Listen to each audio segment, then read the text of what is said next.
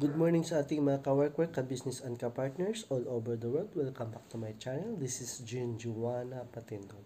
So ngayon naman ating tatalakayin ng ating paglalakbay ni pag-ibig contribution base sa ating total accumulated value. So may mga short term po tayong mga ginagamit. So yung total accumulated value, sinasabi po doon yung tab. So ang ibig sabihin po nung TAV is yun po yung total accumulated value. So, TAV ang tawag. So, ngayon, isa-isahin natin yung bawat TAV. So, meron po tayong tatlong klasing TAVs or magiging apat po siya kung ating ipapaliwanag kung ating i-discuss.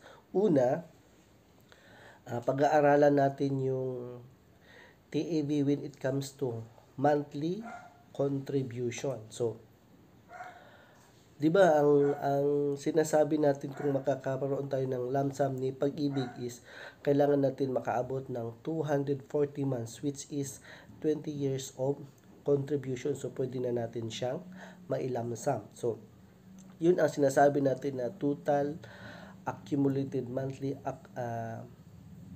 contribution or TAV.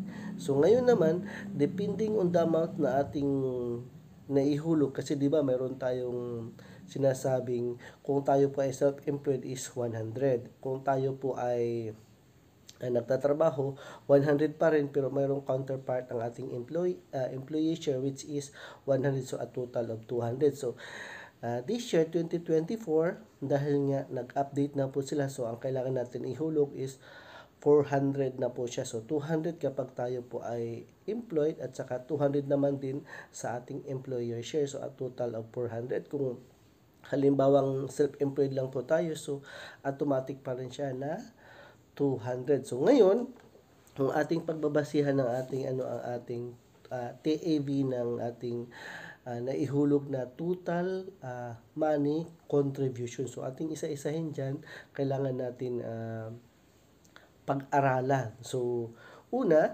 na-discuss na po natin ang ating sinasabing TAV na monthly contribution depending on how much we are going to contribute each month or as monthly contribution. Kasi tulad ko, ang hinuhulog ko talaga nung ako nagsimula is 100, tapos nag self-employed nagiging 200, tapos may mga lapses, at saka ako po isang OFW, ginawa ko pong 1,000 ang aking monthly contribution. Nagsimula po ako na aking 1,000 monthly contribution noong 2019.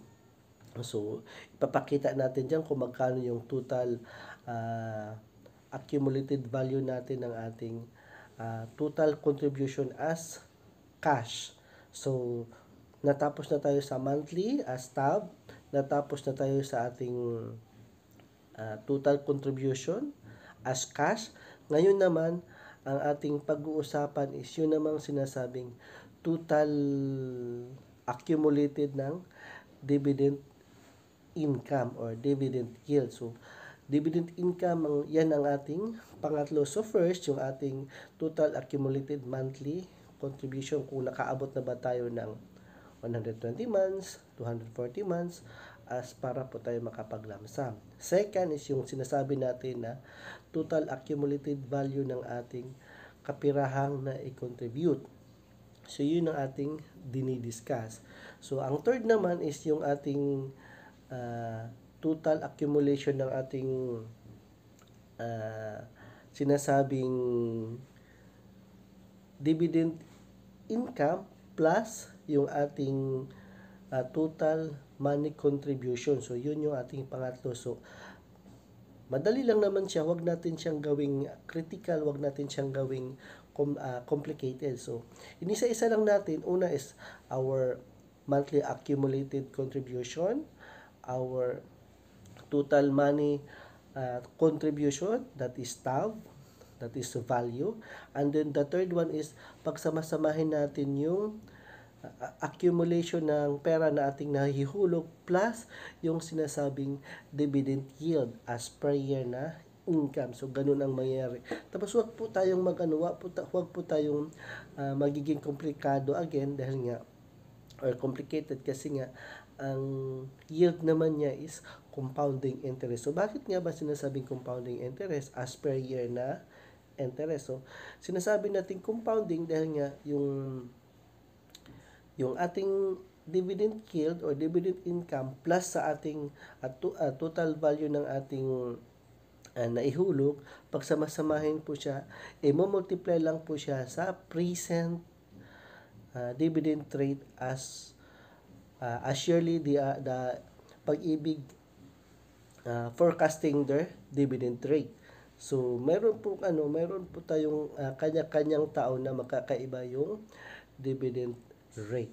So, dito napag-usapan na natin yung monthly accumulated or accumulation as our contribution. Then the second is our total money of contribution. Then the third one is our kabuang calculation ng ating income plus dividend income plus ating contribution.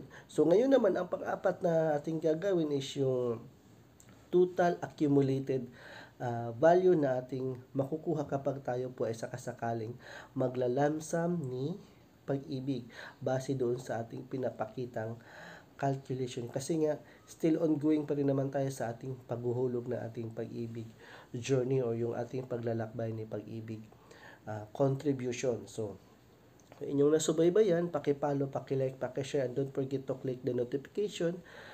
Jean Joanna Patindol, if you like this video, leave your comment on this link so that you can have your idea. Naway nakapagbigay po tayo ng karagdagang informasyon, naway nakapagbigay po tayo ng karagdagang idea base lamang po sa ating pananaliksik, base lamang po sa ating paglalakbay ni Pag-ibig. So, thank you for watching. Stay safe, God bless, and naway nasa mabuting kalagayan kayo. So, inayayahan ko po kayo na naway patuloy po tayong mag-a-avail ni Pag-ibig contribution, at saka kung mayroon po tayong extrang kapirahan, pwede po tayong mag-open ulit ng Pag-ibig MP2 account. Lagi po nating dinidiscuss yan, lagi ko po yung sinasama sa ating pagbablog. So, ating himahimayin ang ating sinasabing TAV. So, sa lahat ng bagay, sa lahat ng pagkakataon ng ating journey ni Pag-ibig. Stay safe, God bless, and see you in my next video.